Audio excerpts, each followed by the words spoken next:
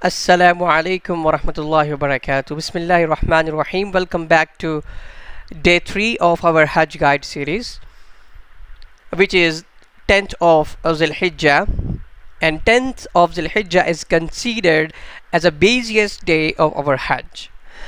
So, without any further delay, let's get started.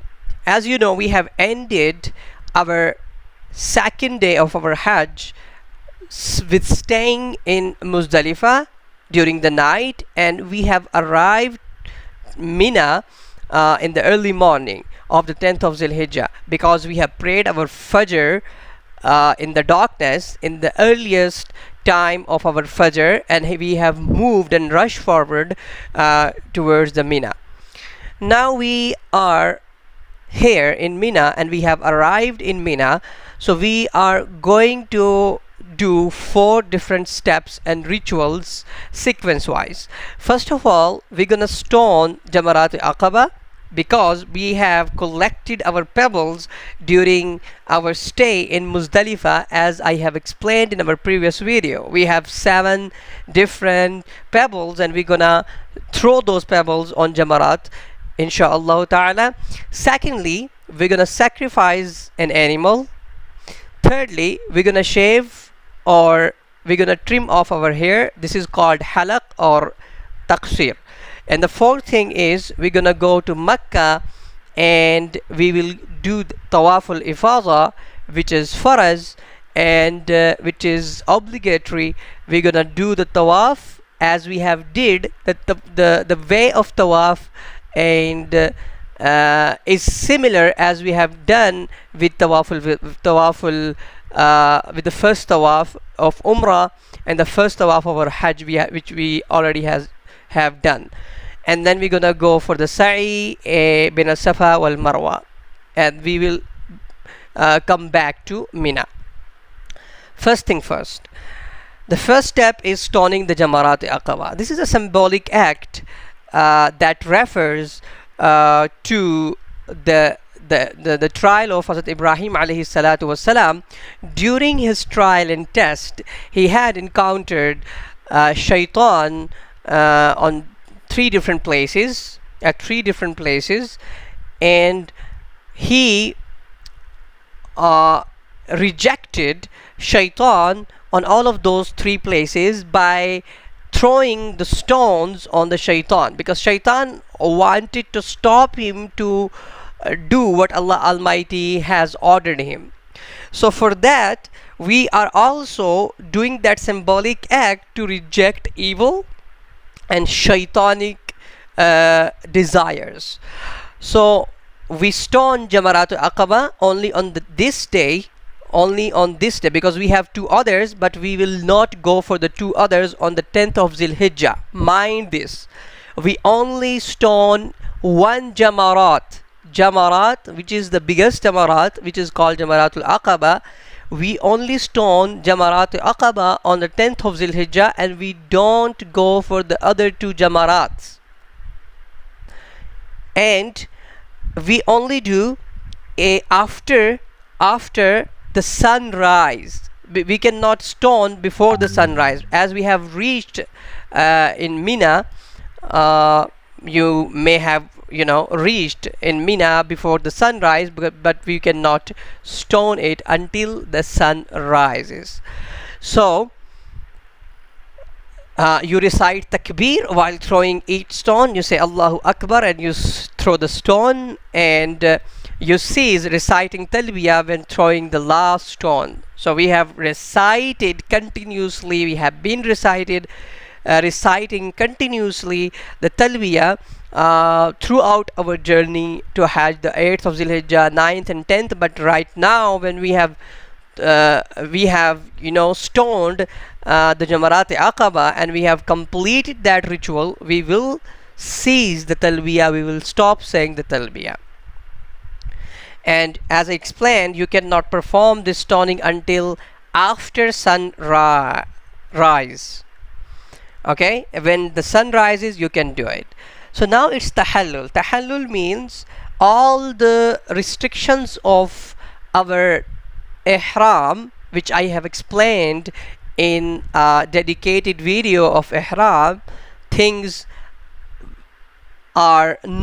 things were not allowed to do or to perform during the ihram. Now they became halal, they became legal, except sexual intercourse with your wives. So because you will do the further rituals, and after that you will be in complete tahallul, in complete legal state to do anything, to perform anything which is legal in the sight of Sharia, right? So now we are in a tahallul state, except one thing.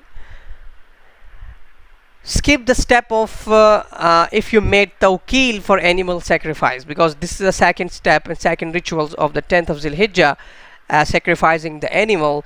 So what you're gonna face right now, and in current days and nowadays, you will have a code or number, a serial number for your sacrifice, and they're gonna let you know either your sacrifice has been slaughtered or not. So when you are being informed, you will be informed inshallah ta'ala that your number has come and your sacrifice has been slaughtered on the name of Allah. So then you will have done the second step of your Hajj, second step of that day, 10th of Dul Hijjah. And if you haven't made anyone tawqil, and you didn't give attorney to anybody for the animal sacrifice, then you can slaughter by yourself. But I don't think that is possible nowadays, because everything is organized and everything is under supervision or organization of that country. This is our the second step, and we have done it. Now the third one is halaq wa taqsir. Halaq means shaving, and taqsir mean trimming of some of your hair, particularly for the men. Then you shave off all of your hair or shorten it, but shaving is better all the time. And start with the right side of your head, and the woman should shorten their hair the length of their fingertips, as I explained in the halaq wa taqsir as well. Next thing is the fourth step of this day is Tawaful Ifadah, which we're gonna make Tawaf in the Makkah. Now we are traveling back to the Makkah. We have stayed in Muzdalifah, in Mina, in Arafat. So now we are going back to Makkah, so for performing the Tawaf ul Ifadah. And this Tawaf is mandatory, as the standing of the Arafah was mandatory, and this one is also mandatory. Then you go off that day to Makkah and make Tawaf al-Ifadah in the same way as the Tawaf of arrival, which we have done alhamdulillah in the first day of our Hajj, except that there is no ramal. There is no ramal in that Tawaf. There is no fast walking or throwing your shoulders. This is only for the first tawaf of arrival. And pray 2 rak'ats behind Maqam Ibrahim. This is how we're gonna make our tawaf. And then you do sa'i between Safa and Marwa, as before we have done it. And after this tawaf, you are in a state of complete tahallul. After completing these 4 steps, now we are out from every restriction of the ihram. We are in complete state of tahallul. We can do the legal things now. We can apply the perfume, we can wear the stitched clothes, and we can do anything which was illegal during our ihram. And drink from Zamzam, it's like recommended, and return to Mina. This is what we're gonna do on the 10th of Dul Hijjah, the busiest day of our Hajj. I'm going to make them precise, all the steps. First of all, you will throw the stones, 7 stones and pebbles on the Jamarat Aqaba. After that, you will confirm the sacrifice if you have made someone attorney for the sacrifice.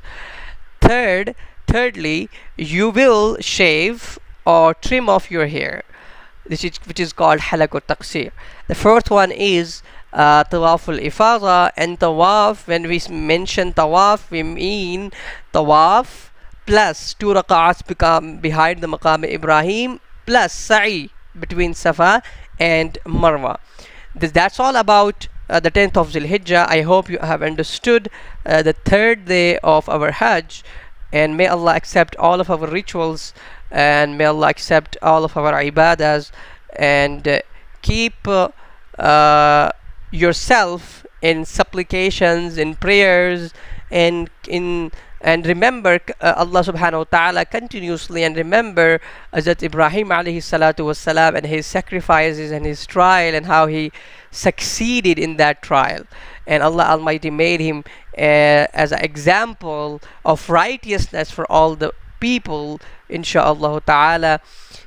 Stay tuned for the next video, insha'Allah ta'ala. Next video gonna be more precise and shorter, insha'Allah ta'ala, because we have done 80% of our Hajj in these 3 days. We have 2 and 3 more things to do in our next upcoming 2 or 3 days, inshallah.